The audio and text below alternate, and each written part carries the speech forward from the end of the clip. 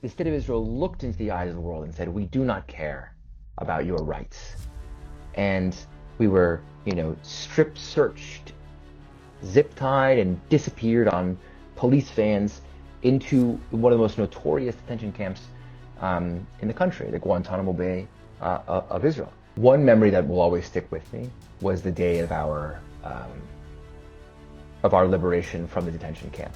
And I'll tell you why. On the way there, we were blindfolded and zip-tied, and so we didn't know where we were going. We were just being taken to the middle of the desert. We had no idea what prison or what conditions we'd be facing. But on the day we got out, we were shackled, and I was looking through a little hole in the window to see where we were going. And I could see that Ketziot was just huge. It took us an hour just to leave the camp.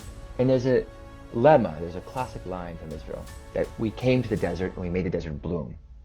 And in this camp, I had this thought that they didn't make the desert bloom. They built an apparatus of repression and of violence.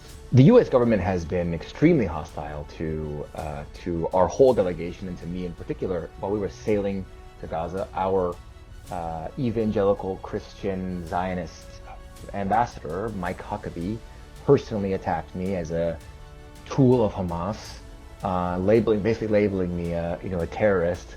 I don't think that we should be fooled by Trump's efforts to paint himself as a great peacemaker.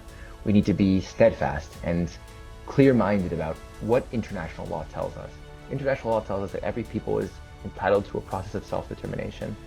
And until the people of Palestine are granted that right, that have been granted to peoples all over the world that have lived through and succeeded in their own struggles, anti-colonial struggles, then I think that none of us can and should rest.